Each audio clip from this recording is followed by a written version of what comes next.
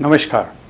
तो हम डिस्टेंस फार्मूले और सेक्शन फार्मूले के ऊपर बेस्ड क्वेश्चंस कर रहे थे। अगला question, find the coordinates of point A. तो ए पॉइंट के कोऑर्डिनेट निकालने हैं where A B is diameter of circle और उसका सेंटर दिया हुआ है और बी पॉइंट दिया है, मतलब डायमीटर का एक एंड पॉइंट दिया हुआ है। तो अगर ये जैसे सर्कल है, इस सर्कल का ए बी अगर डायमीटर है, ये ए और ये बी पॉइंट के कोऑर्डिनेट 1,4, ये 1,4 दिया हुआ है और सेंटर अगर हम लें ओ पॉइंट ये दिया हुआ है 2,-3, तो दिस इज 2,-3 ये दिया हुआ है। ठीक है, हमको निकालना है ए पॉइंट के कोऑर्डिनेट्स। तो इसको अगर हम x, y मान लें, अब देखिए जो सेंटर होता है वो डायमीटर का मिड पॉइंट होता है। तो हम मिड पॉइंट के कोऑर्डिनेट निकालें और उसको 2,-3 के बराबर पुट कर दें, तो यहां से x और y की वैल्यू आ जाएगी। ठीक है, so in solution let point A is x, y. Therefore, coordinate of midpoint of AB, ये क्या हो जाएगा? This will be equal to x1 plus x2 upon 2, मतलब x plus 1 upon 2 और y1 plus y2 upon 2 means y plus 4 upon 2। लेकिन ये क्या होना चाहिए? This should be equal to centre मतलब 2,-3।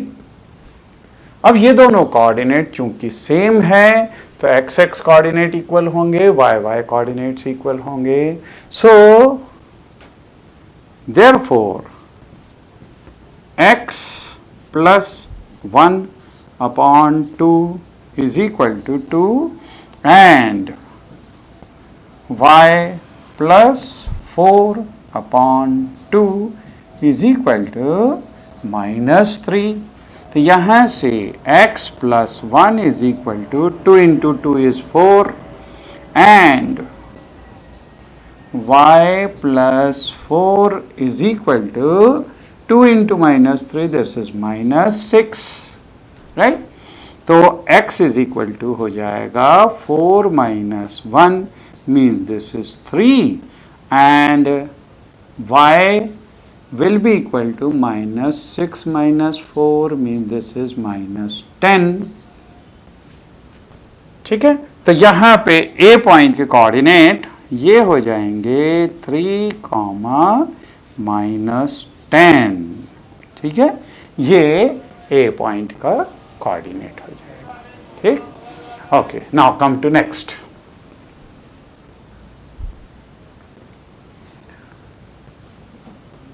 If a and b are, तो a point के कोऑर्डिनेट दिए हैं और b पॉइंट के भी कोऑर्डिनेट्स दिए हुए हैं। These are, find the coordinate of p। p point के कोऑर्डिनेट चाहिए such that AP is equal to 3/7 times of b and p lies on line segment AB। तो अब देखिए यहां पे इसको सबसे पहले समझने की कोशिश करें कि A और ये B और इसमें P पॉइंट इस तरह का है कि AP इज 3/7 टाइम्स AB। इसका मतलब अगर इसके हम 7 पार्ट्स इक्वल पार्ट्स करें, उसमें से जो तीसरा पार्ट है ये P, दिस इज P, ठीक है। तो यहां पे 3 पार्ट्स और ये पूरा का पूरा 7 पार्ट्स, तो 3 यहां पे होने चाहिए, 4 यहां पे होने चाहिए, मतलब हमको इसका रेशियो अब यूं तो देख के मालूम पड़ जाएगा कि इधर 3 और उधर 4 डिविजन्स करने पड़ेंगे तब ये आएगा। तो रेशियो क्या हो जाएगा 3:4। और फिर हमको P पॉइंट के कोऑर्डिनेट्स निकालने हैं, है ना। लेकिन इसको लिखना कैसे, लिखने का तरीका आपको आना चाहिए। तो देखिए यहां पे AP is equal to 3/7 times AB, या इसको हम लिख सकते हैं 3/7 टाइम्स AB को लिख सकते हैं AP प्लस BP, AP और प्लस BP, राइट। इस 7 को इधर मल्टीप्लाई कर दें तो 7AP इज इक्वल टू, और ये 3 को अंदर मल्टीप्लाई करें तो 3AP एंड प्लस 3BP। इसको इधर शिफ्ट किया तो 7AP minus 3AP is equal to 3BP। So this is 4AP is equal to 3BP. Therefore AP upon BP is equal to, this will be 3:4। तो ये ratio हमारे को यहाँ पे 3 और ये रेशियो 4 हो गया, ठीक है। ए पॉइंट के कोऑर्डिनेट्स दिए हुए हैं -2, -2, और बी दिया हुआ है 2, -4, ये दिया हुआ है। अब हमको पी पॉइंट के कोऑर्डिनेट्स निकालने हैं, तो हम इसको आराम से निकाल सकते हैं। x coordinate will be equal to, अगर p पॉइंट के कोऑर्डिनेट्स अगर x, y है तो x will be equal to m1 x2 means 3 into 2 plus m2 x1 means 4 into -2 and upon m1 plus m2 means 3 plus 4. So this will be 6 minus 8 upon 7 means this will be -2/7. तो ये x coordinate आ गया। अब हम y coordinate निकालें तो y coordinate will B m1 y2 means 3 into -4 plus m2 means 4 into y1 means this is -2 and upon 3 plus 4. So this will be equal to, ये हो गया -12 और -8 upon 7 means this is -20/7, ठीक है। तो therefore अब ये P पॉइंट के कोऑर्डिनेट्स आ गए हमारे पास में, x, y means this will be equal to x is -2/7 and y is -20/7। ये इस P पॉइंट के कोऑर्डिनेट्स हो गए। This is important question, okay. Next is find the coordinate of the points which divide the line segment joining this and this into 4 equal parts. तो हमने point of trisection देखा था जो 3 equal parts में divide करता है, तो उसमें 2 पॉइंट्स के कोऑर्डिनेट आए थे। अब 3 इक्वल पार्ट्स, 4 इक्वल पार्ट्स में अगर डिवाइड कर रहे हैं तो 3 पॉइंट्स होंगे, तीनों के कोऑर्डिनेट्स हमको निकालने हैं।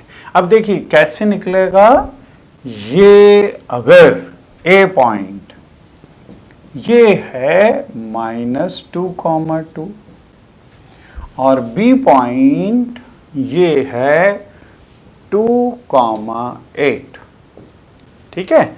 इसको 4 इक्वल पार्ट्स में डिवाइड करना है, तो सबसे पहले अगर हम ये मिड पॉइंट ले लें P, तो ये इसको 2 इक्वल पार्ट्स में डिवाइड कर देगा। लेकिन इस मिड पॉइंट के कोऑर्डिनेट्स तो हम निकाल सकते हैं x1 + x2/2। ऐसे ही इन दोनों का mid point, suppose this is point Q, तो इन दोनों का मिड पॉइंट निकाल लो, और फिर यहां पे इन दोनों का मिड पॉइंट निकाल लो, सपोज दिस इज R। तो ये PQR इसको 4 इक्वल पार्ट्स के अंदर डिवाइड कर देंगे, ठीक है। तो हमको मिड पॉइंट का फॉर्मूला 3 बार अप्लाई करना है और हमारे पास में ये तीनों पॉइंट्स आ जाएंगे, ठीक है। So in solution,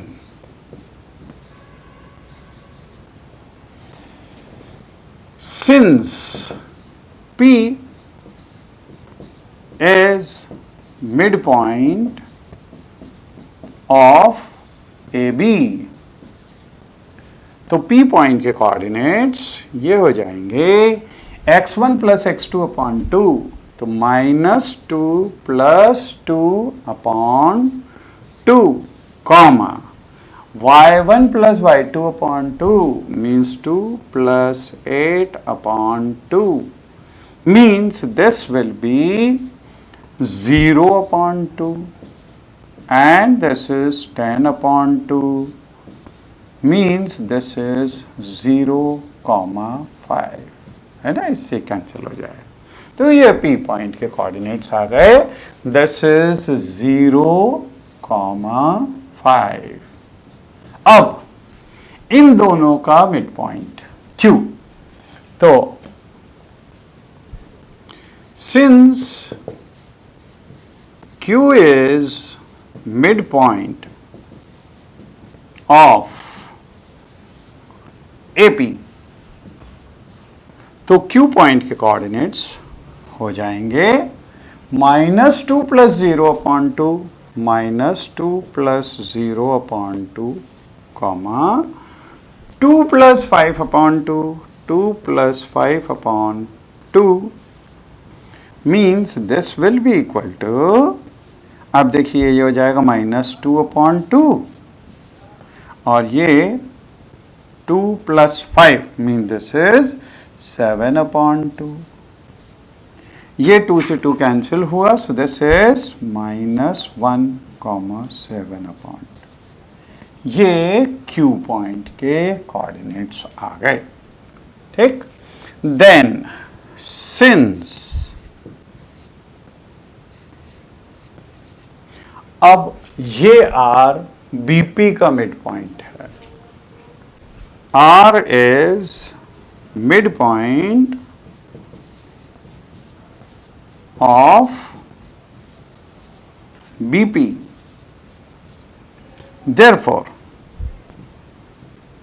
R point के कोऑर्डिनेट्स ये हो जाएंगे 0 + 2/2, 0 + 2/2, then 5 + 8/2, 5 + 8/2, means this will be 2/2 and this will be 13/2, means this will be 2 से 2 कैंसिल हुआ तो 1, 13/2।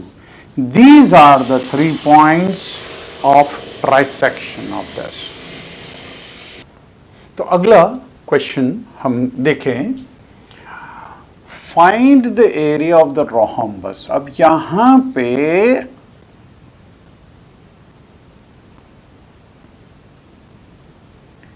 एरिया ऑफ रोहम्बस हमें चाहिए, जहां पे भी वर्टाइसेस दिए हुए हैं। अब देखिए rhombus, this is a special type of parallelogram in which all four sides are equal. लेकिन रोम्बस के एरिया का अगर हम फार्मूला देखें तो ये क्या होता है, 1/2 into D1 into D2, 1/2 product of diagonals. अगर हमको ये चारों पॉइंट्स के कोऑर्डिनेट्स दिए हुए हैं तो हम डायगोनल्स की लेंथ निकाल सकते हैं डिस्टेंस फार्मूले से, और डायगोनल्स की अगर लेंथ आ गई हमारे पास में तो एरिया निकल आएगा। तो अगर हम पहले रोम्बस बनाएं, इसमें चारों साइड्स इक्वल,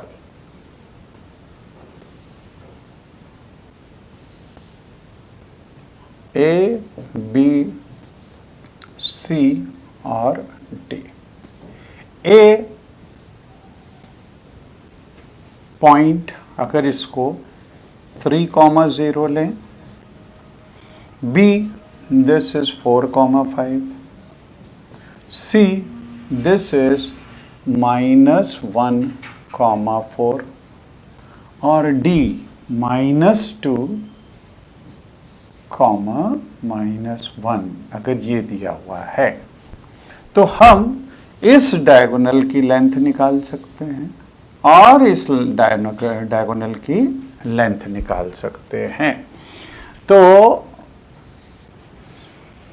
सॉल्यूशन में late A is 3,0, B is 4,5, C is -1,4 and D is equal to, this is -2, -1. We know area of rhombus, area of rhombus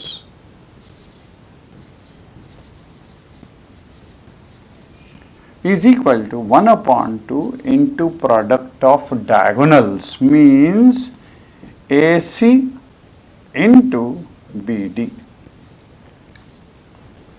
ठीक है, so this will be equal to 1/2 into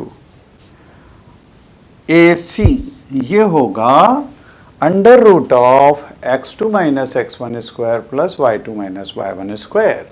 तो ये हो जाएगा -1 - 3 -1 - 3 का square plus y2 - y1 means 4 - 0 का square. ये हो गया AC इंटू BD। देखें BD will be √of x2 - x1 square, तो 4 -2 मतलब 4 + 2 का square and plus y2 - y1 square means 5 -1 means 5 + 1 का स्क्वायर। ठीक, so this will be equal to 1/2 into √of, ये हो गया -4 का स्क्वायर और +4 का स्क्वायर इंटू यहाँ पे √of 6 स्क्वायर और +6 स्क्वायर।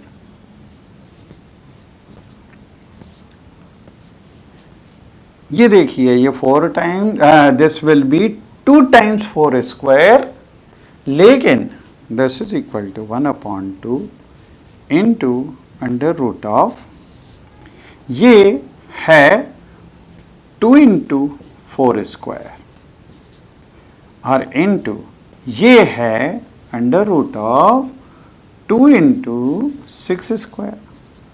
6 स्क्वायर बाहर आ जाएगा, सो दिस इज 1/2 इंटू इधर 4 बाहर आ गया, √2 हो गया, इंटू यहाँ पे 6 बाहर आ गया into √2, right. Means this will be equal to 1/2 into 4 into 6 into √2 is 2, तो इस 2 से ये कैंसिल हो गया। So this is equal to 24 square centimetre.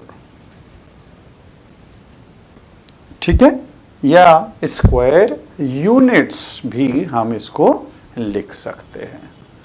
ठीक है, तो ये एरिया ऑफ रोम्बस आया, इसके अंदर हमने डिस्टेंस फॉर्मूला यूज किया था, है ना।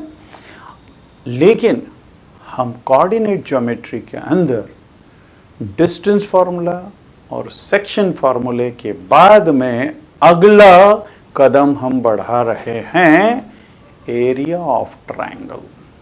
तो एरिया ऑफ ट्रायंगल का फार्मूला अब हम डिराइव करेंगे। तो चलिए देखें एरिया ऑफ ट्रायंगल का फार्मूला। तो अब हम देखेंगे एरिया ऑफ ट्रायंगल।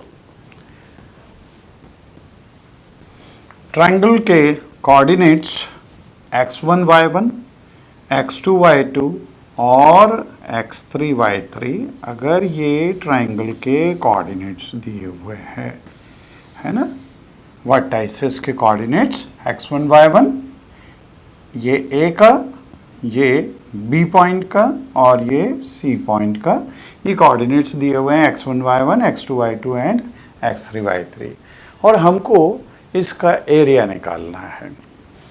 एरिया हम निकाल सकते हैं अगर हमारे को एरिया ऑफ ट्रेपेजियम मालूम हो, है ना। अच्छा, एरिया ऑफ ट्रेपेजियम का फार्मूला क्या होता है? 1/2 sum of parallel sides into distance between them. तो यहाँ पे देखिए, अगर ये x1 y1 है, इसका मतलब अगर हम यहाँ से परपेंडिकुलर ड्रॉ करते हैं तो OP will be x1 and AP will be y1। ठीक, ऐसे ही अगर B से हमने परपेंडिकुलर ड्रॉ किया BQ, तो OQ will be x2 and BQ will be y2। ऐसे ही अगर C से हम परपेंडिकुलर ड्रॉ करते हैं CR, तो OR will be x3 and CR will be y3। ठीक है, अब देखिए, अगर हमको ये ट्रायंगल का एरिया निकालना है तो हम क्या कर सकते हैं? हम एरिया ऑफ ट्रेपेजियम ABQP, इसका एरिया निकालें, प्लस एरिया ऑफ ACRP, इसका एरिया निकालें, दोनों को सम कर दें। जब सम करेंगे तो ये पूरा एरिया हमारे पास में आ गया, और इसमें से एरिया ऑफ ट्रेपेजियम BCRQ, इसका एरिया अगर हम सब्ट्रैक्ट कर दें तो ये एरिया ऑफ ट्रायंगल आ जाएगा। ठीक है, तो area of triangle, area of triangle ABC will be equal to, सबसे पहले trapezium ABQP, area of trapezium ABQP plus area of trapezium ACRP, area of trapezium ACRP। तो जैसे हमने ये ट्रेपेजियम का एरिया प्लस ये ट्रेपेजियम का एरिया लिया, तो ये पूरा एरिया शेड हो गया, और इसमें से ये वाला हम सब्ट्रैक्ट करेंगे, तो minus area of trapezium BCRQ Q, इसको सब्ट्रैक्ट कर दिया, B, C, R और Q, इसको सब्ट्रैक्ट कर दिया, तो ये एरिया ऑफ ट्रायंगल ABC निकल आएगा। ठीक है, अब देखिए इसमें this is equal to area of trapezium होता है 1/2 into sum of parallel sides, तो BQ और AP पैरेलल हैं, BQ plus AP into distance between them, तो इनके बीच का डिस्टेंस है PQ,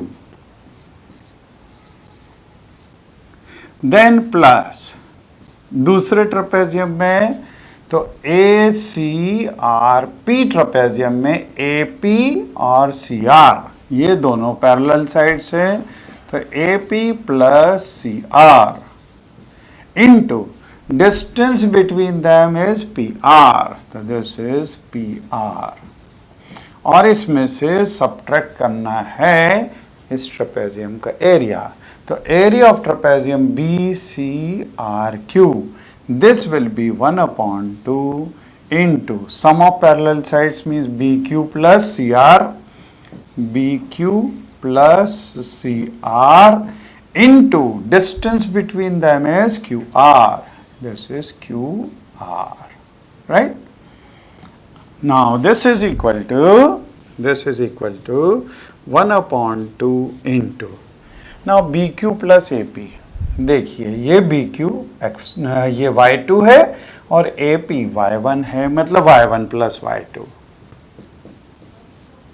इनटू, अब देखिए PQ, ये PQ को हम लिख सकते हैं OP माइनस OQ, ठीक है, तो OP is x1 minus OQ is x2 means x1 minus x2, x1 minus x2 plus 1/2 into, फिर देखें AP और CR, AP है Y1, CR is Y3, so Y1 plus Y3 into PR, अब देखिए ये PR, ये हो जाएगा OR माइनस OP, मतलब x3 minus x1, x3 minus x1 and minus 1/2 into, now BQ plus CR, BQ है Y2, CR is Y3, तो Y2 plus Y3 into QR, अब देखिए ये QR होगा OR माइनस OQ, OR है x3 और OQ is x2 means x3 minus x2, okay. अब देखिए 1/2 तो सब जगह से कॉमन आता है, तो 1/2 को हम कॉमन ले लें, अब इनको मल्टीप्लाई करना है, तो देखिए y1 into, this is y1 into x1 minus x2 means y1 x1 plus y1 x2, not plus, this is with negative sign, minus, ठीक है, फिर y2 x1 तो plus y2 x1 and then y2 x2 with negative sign minus y2 x2, ये हो गया इसका product. फिर अब इसको देखें तो plus, now see y1 x3 और minus x1 y1 means minus y1 x1, फिर y3 x3 तो प्लस y3 x3 एंड जब y3 x1 with negative sign minus y3 x1, ये हो गया दूसरा प्रोडक्ट। फिर तीसरा प्रोडक्ट होगा अब इनका, है ना, तो ये होगा y2 x3 y2 x3, then y2 x2 तो minus y2 x2, then y3 x3 तो plus y3 x3, then y3 x2 minus y3 x2। ये प्रोडक्ट हो गया। अब अगर हम ब्रैकेट्स खोल दें तो this is equal to 1/2 into, say this is y1 x1 minus y1 x2 plus y2 x1 minus y2 x2, then plus y1 x3 minus y1 x1, then plus y3 x3 and minus y3 x1।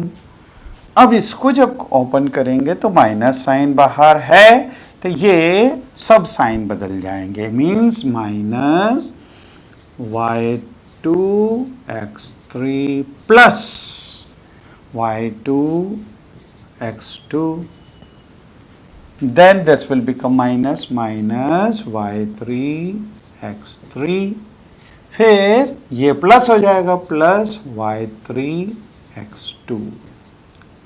ठीक है, चलो this is, अब देखिए इसमें से ये plus y1 x1 है और ये माइनस y1 x1 है, कैंसिल हो गया। फिर अब हम देखें y2 x2, ये माइनस y2 x2 है और ये प्लस y2 x2 है, ये भी कैंसिल हो गया।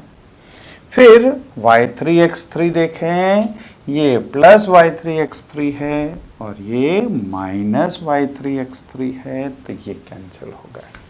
ठीक, अब हम देखेंगे area of triangle, area of triangle ABC is equal to 1/2 into, अब देखिए यहाँ पे x1 की टर्म, x2 की टर्म और x3 की टर्म्स हम अलग करेंगे। तो देखिए x1 वाली कौन सी टर्म है, एक ये रही x1 और एक ये रही x1। इन दोनों में से अगर हम x1 कॉमन ले लें तो इधर से बचेगा y2 और इसमें से बचा माइनस y3। तो देखिए ये वाली टर्म आ गई, प्लस अब x2 की टर्म्स कलेक्ट करें तो x2 में ये रही टर्म और x2 की टर्म ये रही।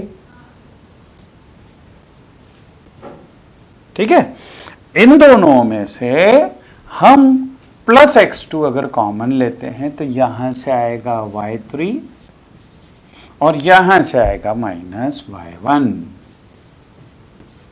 प्लस फिर x3 कॉमन लें तो x3 की टर्म ये रही, यहाँ पे प्लस y1 है और यहाँ पे ये x3 की टर्म है, इसमें माइनस y2 है, तो this is y1 and minus y2।